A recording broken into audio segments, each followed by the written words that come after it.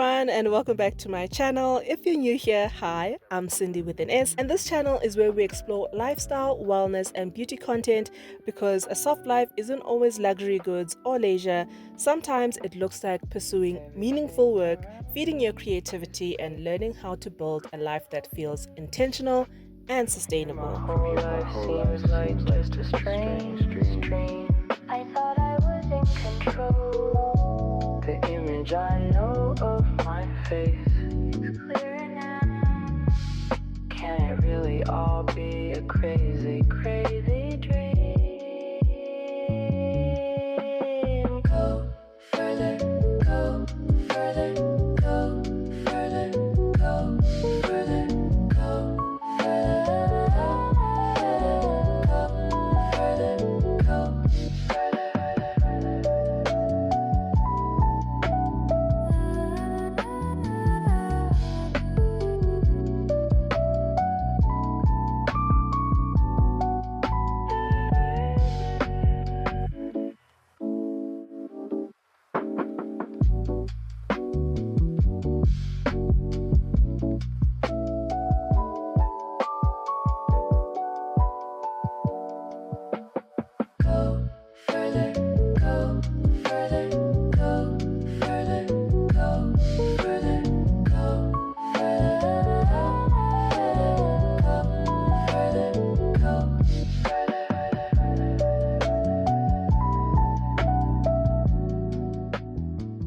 at the lower end, you know, the R2 and R3 hinges, and we've even got a soft close, a new one, R3.60 soft close. Look at that. You will not find. Here's my question. If I was a DIY enthusiast and I wanted to essentially upgrade my cabinetry, can I actually buy these and DIY it? Absolutely. I mean, so just down the road, we've got the Centurion branch across the road from Chamberlain's.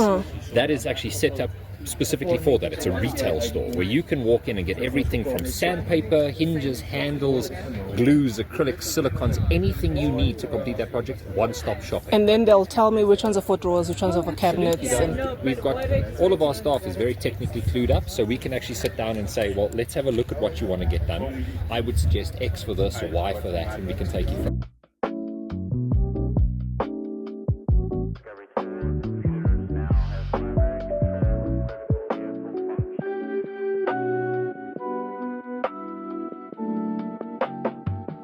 Everything around me is space. Incredible view. From here my whole life seems like just a strange dream. I thought I was in control. The image I know of my face is clearer now. Can it really all be a crazy, crazy dream? Go further. The concept of kitchen design, or how interior designers now perceive the kitchen space, especially over the last couple of years, have changed. I think something that the IID is focusing on, it's designing beyond aesthetics. And so when you look at the kitchen is the heart of the home, but one of the things that we need to understand about kitchens is when I say to you we're going to design a kitchen, we get the obvious. But when we look at it as a space for adding value as far as the family coming together, as a nutritional space, for entertainment, a space where your kids will do their homework at the table, now you're designing for other functions. So it's more fluid, it's multifunctional. And I think the biggest thing as designers is to see yourself as a transitionist and a psychologist within that space, because you're not just going to go, oh, this is the kitchen and this is the function that it's going to traditionally have, but who's going to be in that space, how they're going to be using that space, and how that space then connects to other parts of the home. How does technology influence in how these boards are manufactured and end looks that we are working with now? Nearly. So fashion, art, and social media heavily influences color, texture, finishes, and the end product in product innovation when it comes to boards. The technology at the moment with the press plates that are used in the manufacturing process They enhance the designs and the surface textures to an extent where the products end up with a realistic look and feel. I think when you look at macro trends that are happening out there, and I try to just think of ideas that are mundane in our everyday lives, things like matte nail polish or mattified vehicle car finishes, those also have an influence into the space. And if you also look at fabrics, a couple of years ago, and it's a growing trend now, fabrics are also making their way into the board manufacturing process, where carcasses, either in a lighter or darker fabric, press plates are actually used in spaces.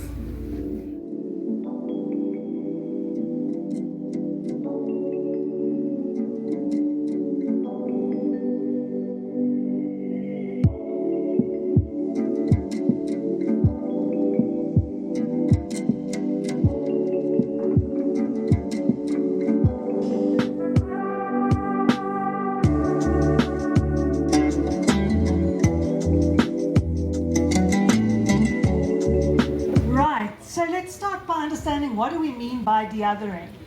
So, up to you to just maybe give us an understanding. Thank you. So, I started working in this space about 5-6 years ago when both my children, they're assessed as autistic, and they were quite old at this point, and I didn't know anything about what that meant, and I certainly didn't think that's what it looked like. I think a lot of us have ideas in mind about what disability means or doesn't mean. Then they said to me, we suggest you get assessed, and I literally laughed in the woman's face and said, me? Like, I have a master's degree, was my actual response. And that's how little I knew. And the more I started to look into this, I realized that a lot of people, 1 in 6 globally, will have what we call hidden disabilities. It might be something like autism, ADHD, dyslexia, but it can also be chronic conditions. It could be hard of hearing, it could be ME, it could be Crohn's, it could be temporary, it could be permanent. And statistically, a lot of you or your family or your colleagues at some point will battle to access design that is designed for everyone, for the rest of the world. So I started working in this space. It's absolutely fascinating. How do we... It's a business discussion, this. It's not only about the nice thing to do, it's about finding, and we'll talk about this more when we get onto this, in the neurodiversity space, we're starting to look at the business argument, which is if you don't accommodate and think ahead, when you do designs, you probably find down the line things keep coming up and you keep coming back to them and you actually end up wasting a lot of time and money. So neurodiversity is my special interest, and it's very much it's an identity, it's not a medical diagnosis, right? But it fits a couple of different types of brains. ADHD and autism, a lot of people talk about that, and a lot more people are being assessed because we know more. Dyslexia is also part of it. Dyslexia is the most common learning barrier in the world, up to 1 in 10 people. But dyslexic people are very creative, and you find a lot of dyslexic people in the design world because they have superior visual spatial skills. No one knows why, that's how the brain is. Very good entrepreneurs. Richard Branson is actually founded a university to teach non-dyslexic people how to think dyslexically. And often a dyslexic child will struggle in school, for example, and be labeled stupid or unable to cope.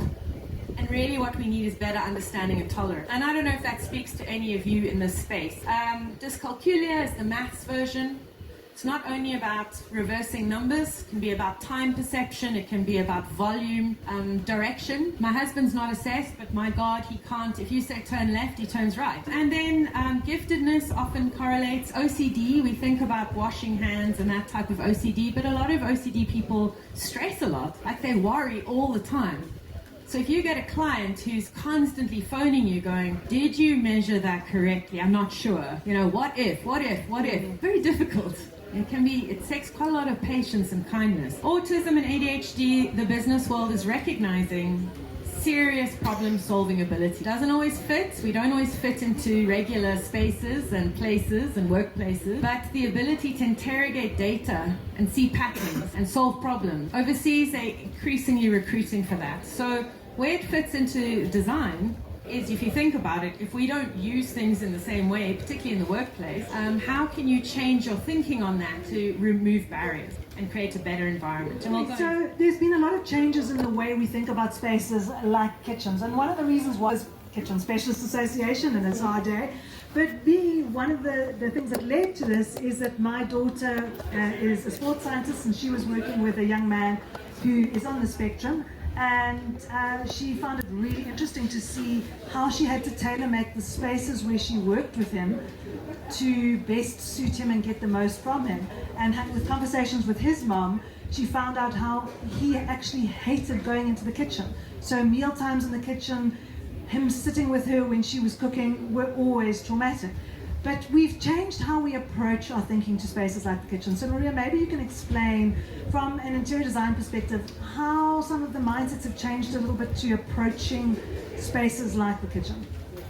I think in chatting to a lot of the interior designers at the IID, it is about how the spaces are used. And again, and I mean, we did discuss and touch on this in the previous conversation, but how you feel in spaces, how you will engage in those spaces, and then how do they interact with the rest of the home.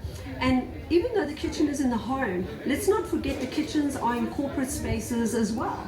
And people are using the kitchen, and again, I use the kitchen word very loosely, because when we label it differently, when we say designed for a nutritional space, designed for a space where we can get together as a family, designed for a space where we do homework, and we see this especially after COVID, that you consider that space differently in what it should look like and its functionality.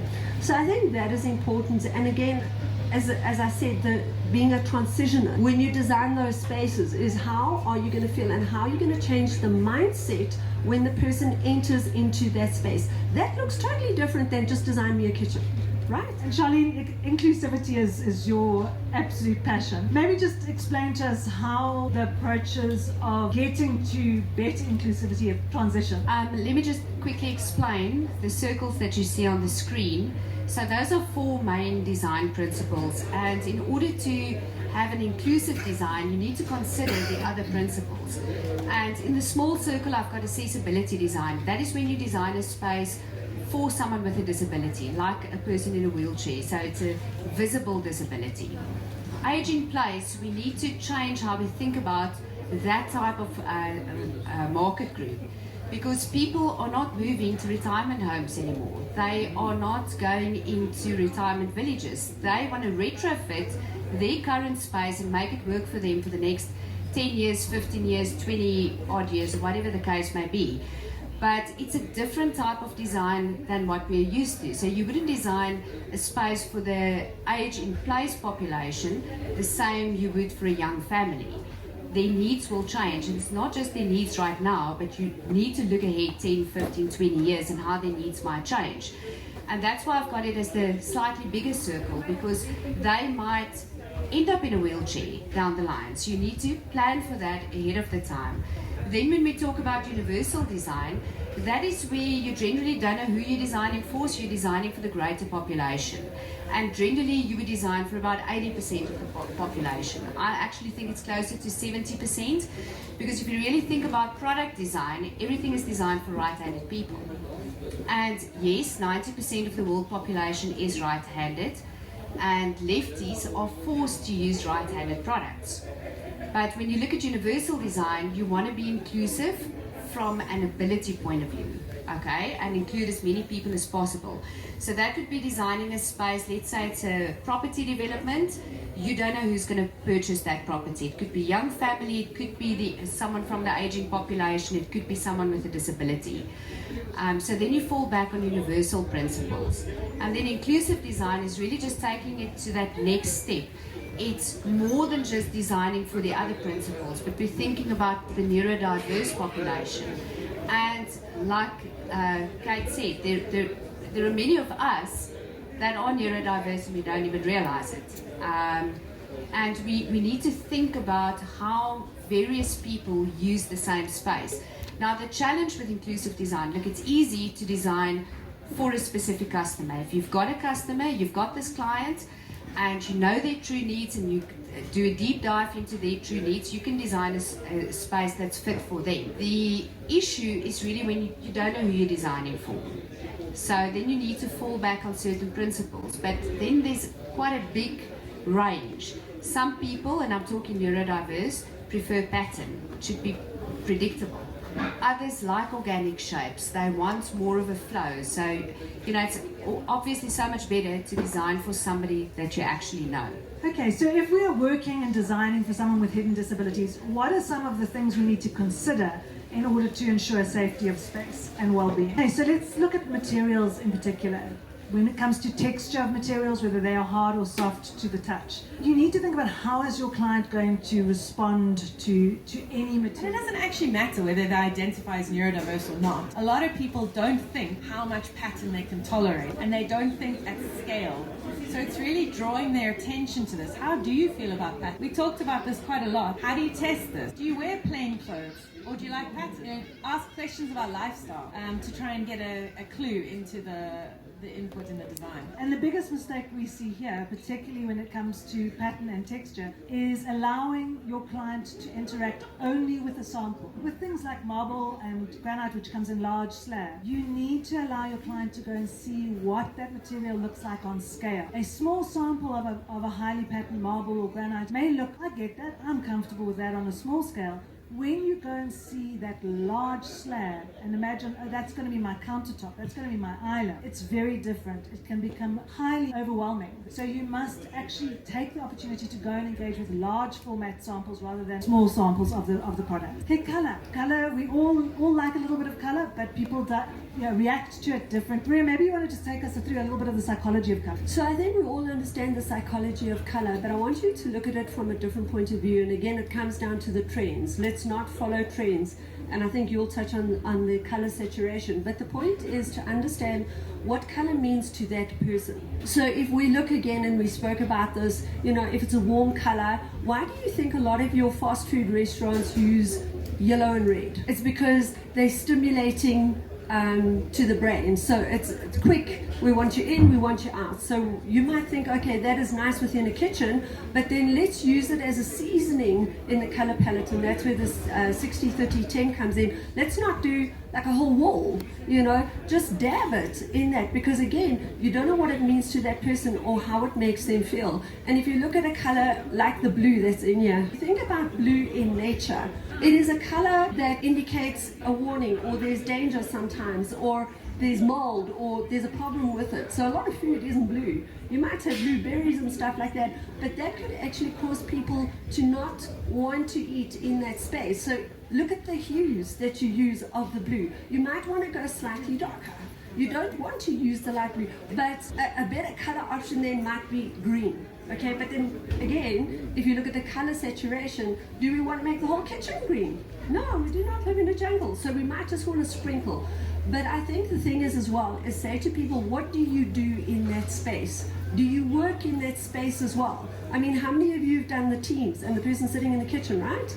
Or the child is doing the homework. Who's in that space? What are they doing? And that's how we decide on how to use the color. The color is great for wayfinding. That's a great use of the color, but not necessarily just because it's a trend, and that's how we misuse it. And what Maria is saying about blue in the kitchen and how it affects food, 100%. Studies done. We had a trend, it's still slightly on the periphery. Blue kitchens in fashion. Blue is now proven to be an appetite suppressant. You have a child with an eating disorder, you have a child that is a fussy eater, and you have a blue kitchen, that space is going to enhance their challenges, not help them. Charlene, maybe you want to take us through the color split ratio.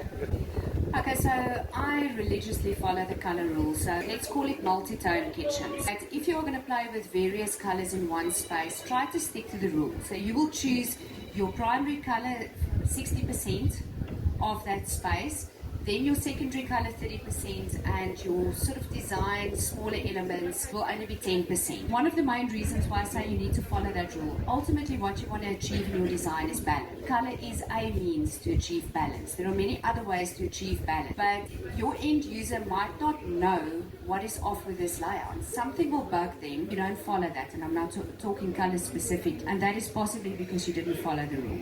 Something I wanted to mention from the previous slide. If you're dealing with large slabs of marble and wood grains and things like that, please do grain matching. Please, because my brain cannot handle joints, like proper joints where you can see this is not from the same slab. I predict that color drenching is going to be a thing because again you see it with fashion, and I'm not a fan of that one specifically where everything is the same tone or variations of the same tone. And the reason I'm not a fan is because you're losing contrast. It becomes difficult to define surfaces, and accessibility design and aging place specifically, you need to create contrast. You need to have clearly defined spaces because your user need to determine where one surface ends and another one starts. Super important. So just something to keep in mind. Can I just say something on that? So something we've said before is quite intimidating if you've asked a designer to help you, especially if you're someone like me, because I'm not good at decision making, right? So like if there's too many options on the table, I start to delay and procrastinate. So if someone is an expert and says to me, this is really current, this is very popular, I'll start making decisions on that basis. It's like all of us have flawed decision making by and large. So if someone is not keen on a color, but you're still saying potentially, this is very current this season, maybe just think about how you ask. Like maybe they don't know why they don't like it, but they don't want to push back against you. So just also think about your own needs and how that could potentially swing a decision. Down the line will come and bite you because they'll say, we don't like this kitchen. Right, light and reflection. So this obviously has a huge impact on sensories. Charlene, light, reflection, you talk a lot about how that impacts people, their ability to see things in a space. Okay, so I'm going to reference age in place design. So you're designing a space for the older population. Look, as we age, our eyesight goes. And we need to think about these things, Take, for example, you're in your 60s, 70s, you put a white pull on a white surf. Are you going to find it? You're going to forget that did I take my pull or not? Light also plays a role. It can be very harsh on the eyesight. So you need to think about the color tone of your light. That's the one thing. You need to think about, yes, obviously ambient lighting, task lighting, but you need the correct kind of lighting. And layered lighting is definitely the better option to go for various activities. But you also need to think about how that light will reflect on the surfaces. And Kate, tell us about the Thematic fluorescent light. Yeah, one of the biggest complaints in a workplace if someone is neurodiverse is the lighting, like particularly if it makes a noise. And we talked a bit now, it's a lot of neurodiverse people are hypersensitive, so you may not be able to hear it, but I will be hearing it. And it was explained to me once that your brain isn't good at sifting and prioritizing signals. So everything is the same volume. So I'm sitting talking to you here, but I'm very conscious of what's going on there because it's coming in at the same tone to me. Noise, same thing. But lighting, fluorescent lighting, anything too bright causes people stress. In general, it doesn't actually matter what they are, but it's not great for people. However, I don't have great eyesight, so task lighting, I really need very clear, bright lights. So again, it's just considering how people feel about light. And I know all of us do ask our clients, but it's to just interrogate a bit further on that point. Right, sound, smell and temperature. Now a lot of this is linked to appliances in the kitchen space, and we need to actually interact more with appliances before we choose or specify what's going to go in place. Smell can be highly overwhelming in a confined space like a kitchen. So you would think the automatic solution, fantastic, we'll get a good extractor. Now, if you're hypersensitive, hypo-sensitive, you'll react differently. You may find white noise, like the hum of an extractor, soothing, but you may well find that extractors are loud. If it's good, it's loud. You may really find that intimidating. That may overwhelm your entire sensory interaction in a kitchen space once that's on. So we would advise that you actually get your client to listen to an extractor before you determine that that's the solution for them. You might find that just installing your hob next to a window is far better than actually wasting money on an expensive extractor. That's it for this video. Thank you so much for watching. I appreciate you so much. And if you enjoyed this video, don't forget to like and subscribe to this channel. I'll see you next time. Bye.